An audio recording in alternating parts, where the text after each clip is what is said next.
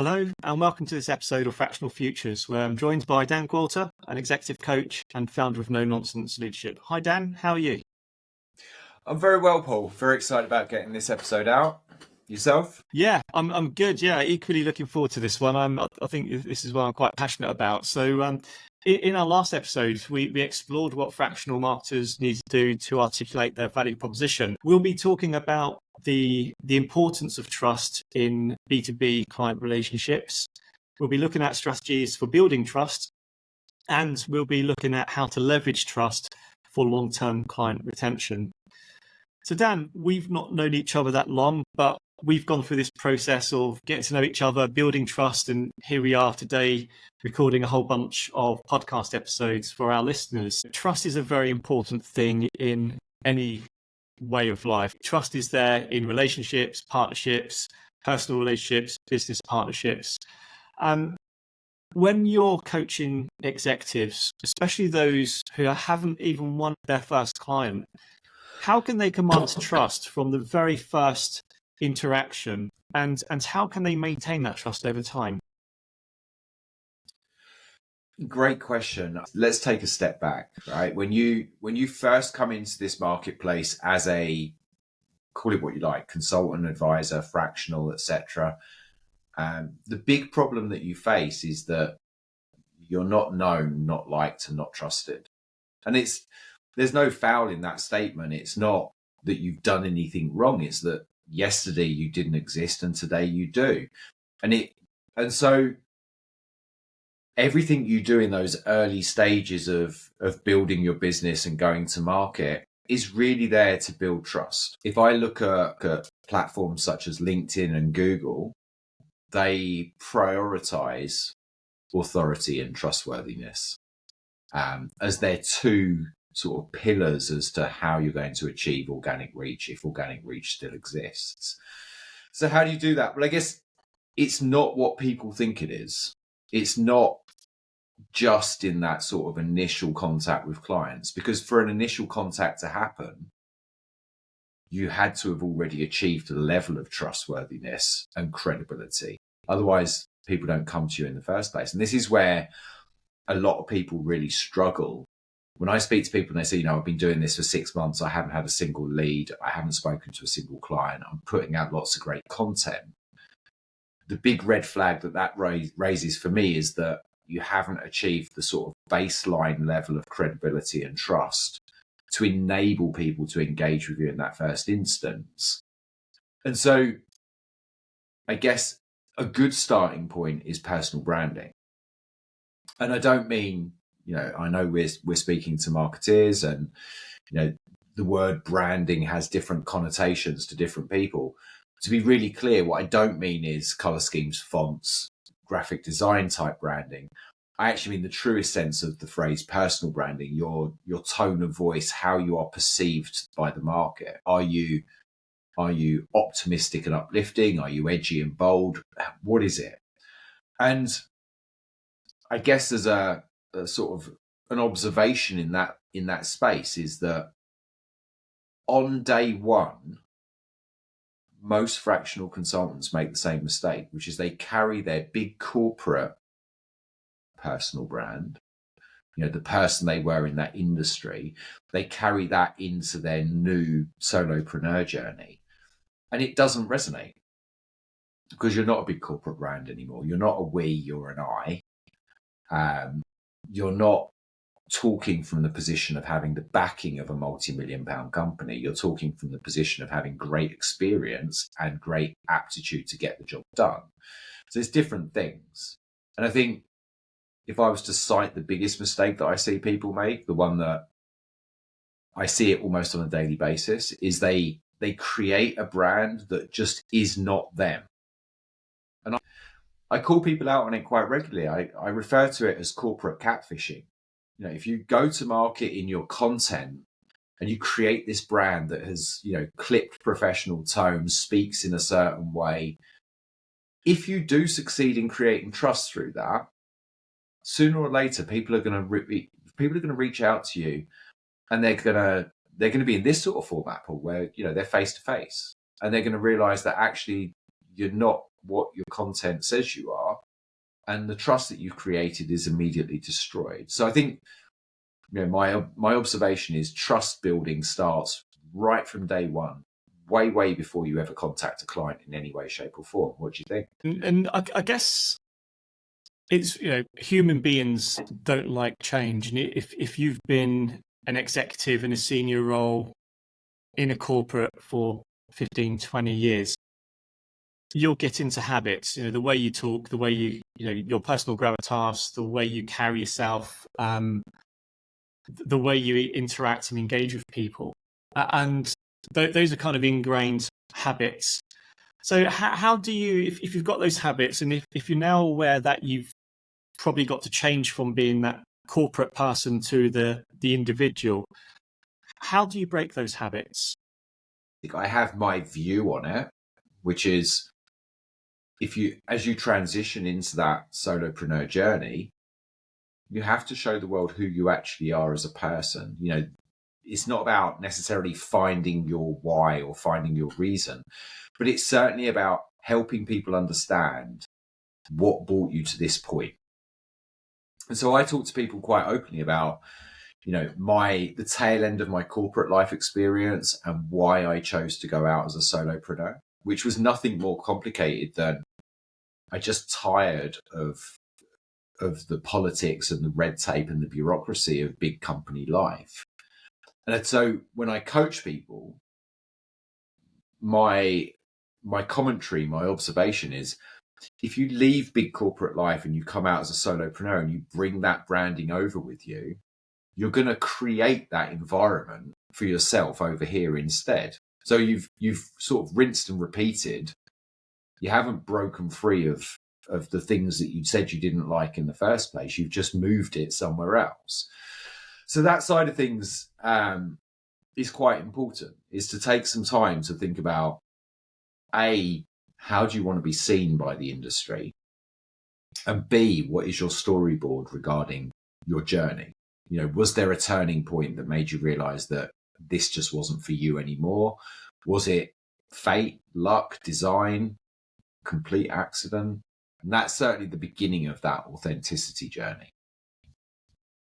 And I guess, for people who are in an in-house role and they're contemplating, the next part of their career, and they're thinking about this portfolio work style, getting into fractional leadership, they're probably kind of conflicted at the moment because they're in their jobs, they're in their role, they've got the politics and the bureaucracy of the corporate environment. They see this vision on the other side of the fence, which is this, freedom and opportunity to pick your own clients and your own projects. But there is that piece where they've got to start thinking about their story, about that transition. What point should they be crafting that new narrative? Is it once they've left the corporate environment so they're not sullied by it, or is it during that environment because they're actually exposed to what's making them feel angry or bitter or frustrated? When is the right point to start crafting that piece? As with many things, there's a happy path and there's a path that actually happens. I would much rather people think about their transition while they're in a position of safety to do so. And by safety, I mean, if you are full-time employed in a role and you feel that you would like to go the portfolio route, go the fractional route, then by all means start that transitional journey while you're being employed. And that's not about taking something from your employer. I'm not saying run a side hustle, but certainly think it through. Certainly do the legwork. Set your mind in terms of all of those topics that we have to cover before we go to market, while you have safety on your side. So that's that. However, a lot of people choose to start up as fractionals because of a turn of events. So either their company went to the wall, or they made them redundant, or they had a bust up and they felt they had to leave. Certainly from a coaching perspective, those people are the ones that I challenge the most firmly in terms of their decision-making process, choosing to go fractional because you see there is no alternative, or are you choosing to go fractional because it's what you've always wanted to do? Because if it's the former, it's going to cause you all sorts of problems because you haven't yet made the mindset shift. You're probably going to market for the wrong reasons, which is, a vision that you might be able to achieve cash injection rapidly. You'll go to market with all the wrong messages and the wrong impetus. So I think for me, the right way to do it is to start thinking about it while you've still got an income, while you're still generating revenue, and you feel safe. And it also gives you that time to craft that narrative, doesn't it? To get your story straight, to start getting your mindset in the right place, so that when you do make that transition, when you hand in your security key and you leave the corporate for the last time, you can enter into this new phase of your career totally focused. You know what your story is. You've rehearsed that story in your mind probably several times, and you can actually go to market with, I guess, a more positive conviction, maybe a bit of a swagger, I guess, about your new role and that new value.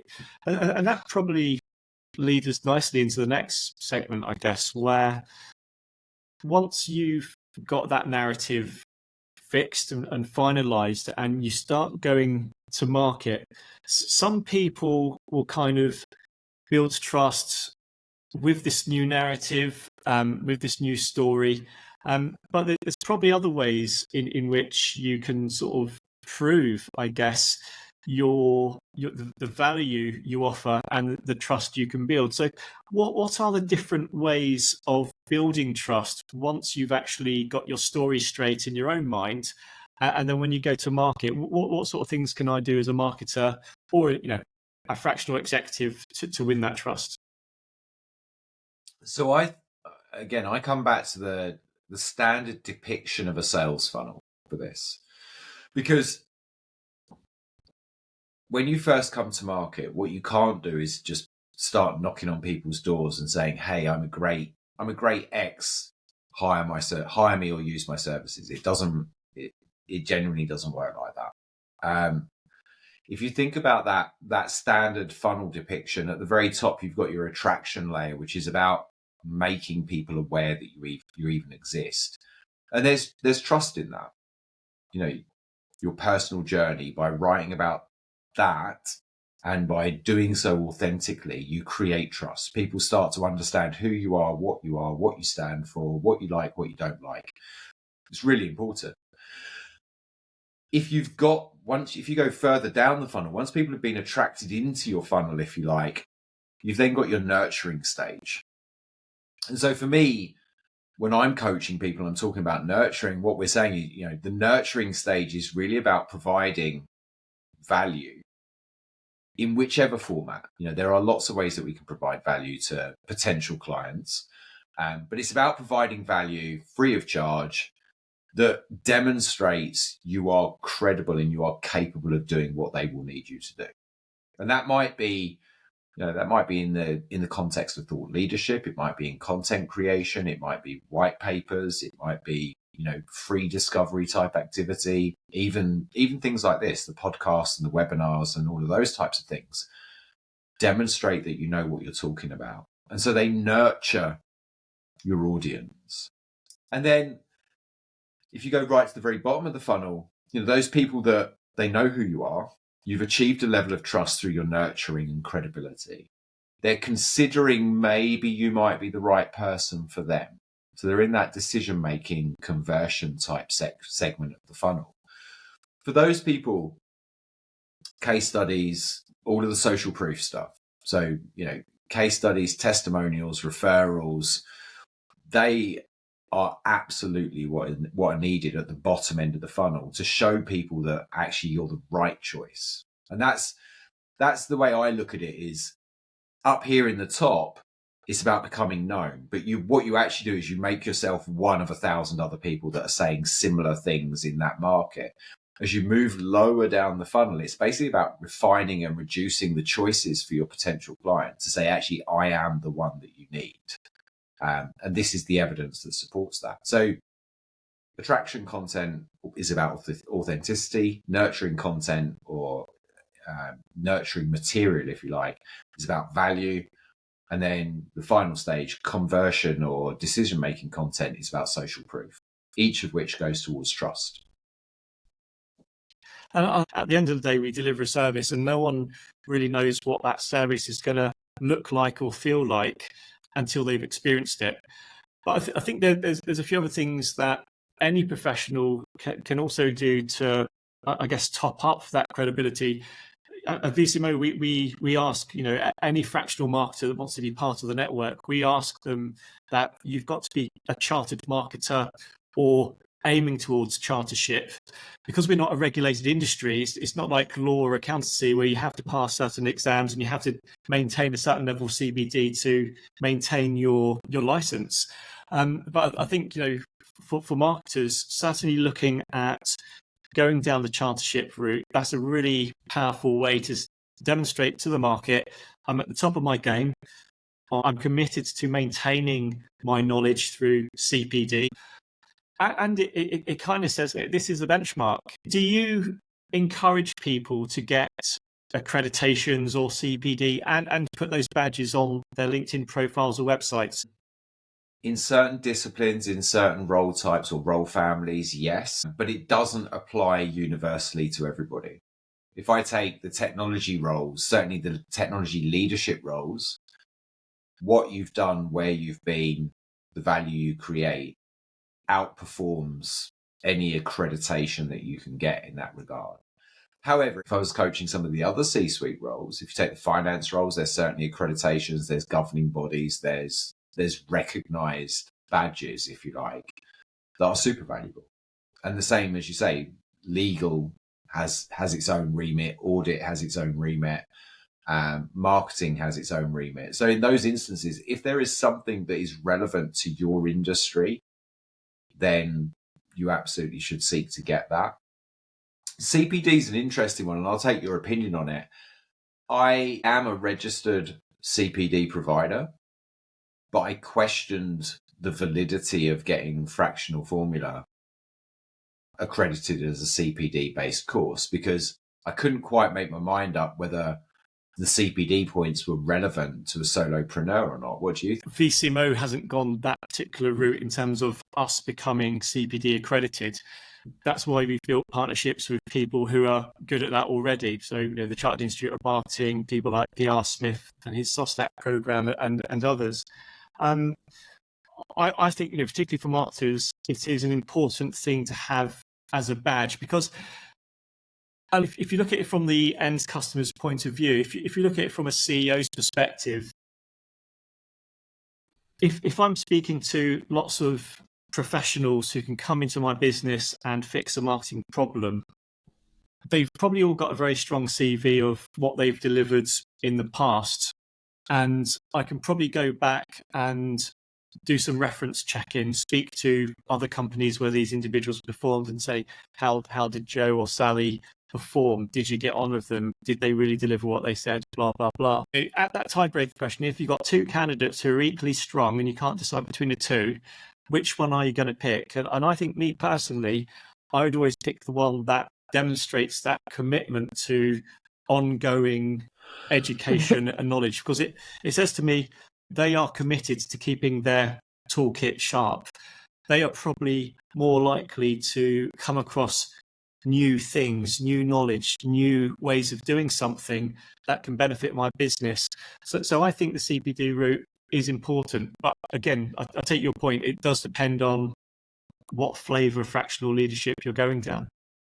Yeah, no, I couldn't agree more. It's a minefield. I think, to your final statement there, if you're entering into the fractional world, if there's one thing I can guarantee you will need to be able to do is continuously learn, and not only learn, but be able to demonstrate that you can put that learning to use quickly. If I look at some of the strongest fractional consultants I've met, their ability to consume knowledge and immediately use it is what sets them aside from the rest. I think that's a that's a good closing point on that topic. I think that takes us really nicely into, I guess, the final segment of today's episode, which is, it's one thing to earn trust, but it's another thing to leverage that trust to retain a long-term client relationship. And I think certainly in fractional marketing leadership, the value there is we're looking to build long-term relationships with clients. We're not there to just come in for a few days and jump out of your business. We're there to support your business over the long term, over your growth trajectory. So despite the fact that we would typically engage with a client for a few days a month, and some of that could be remotely, we need to be able to deliver trust and value. Dan, what techniques do you coach to turn one-time clients into long-term partners? How can a fractional executive do that? It's a great topic, and it's one that many people trip over, I guess.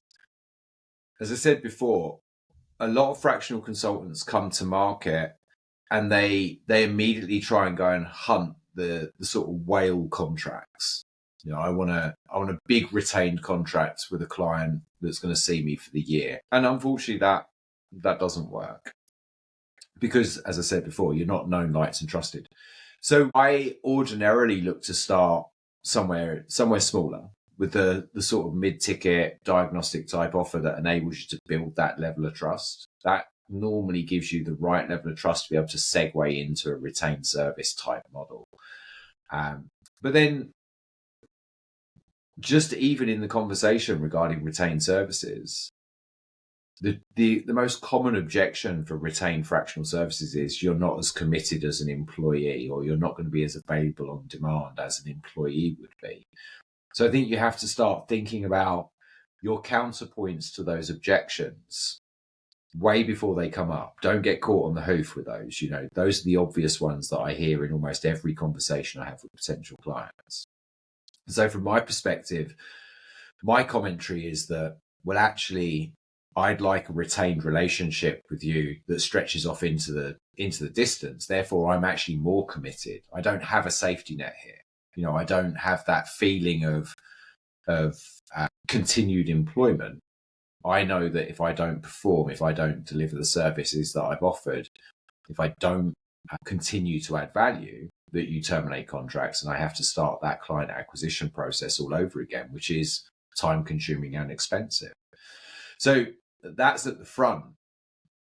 If you are in a retained service model, and you have a client, you've got them on so many hours per month, then the other types of mistakes that I see people make that undermine trust is not doing anything outside of the terms of the contract. So the contract says 4 hours, therefore we work 4 hours. If we do 5, we bill you 5. It's black and white, sort of almost legal mechanics. For me, if you want to retain a client indefinitely, or certainly in the longer term, then you have to do more. You have to provide that level of thought leadership. You have to be able to be on hand, to assist, to help, to mentor, to coach in many respects your client. You have to be seen to be a trusted advisor to the organization. And that means that you have to go above and beyond the letters of the contract that you've signed. And so the way I do that is, in the first instance, outside of that cost model, so if it's let's take a 4 hours a month type model, outside of that, I will make sure that I do regular check-ins with various people within the business, and I will make sure that they are structured and that they're scheduled from the outset. So it's not ad hoc. It's not something that I can forget about. I'll make sure that, those sessions are documented, the actions are captured, the actions are followed up on, so that people see that actually I'm taking this seriously. It's not about landing and expanding. It's about just doing enough that people see that you actually take it seriously and that you have a great deal of concern for them as a client and as an organization. And that's probably a good point to close this show. So if you've been watching or listening to this episode, I hope you found some value from the discussion we've had, and you take that learning into the next part of your fractional career. In the next episode, we'll be discussing how fractional marketers need to navigate a journey from initial contact to contract. So Dan, thank you again. It's been a great show. I've really enjoyed it, and I look forward to the company on the next episode. Cheers, Paul. I'll speak to you soon.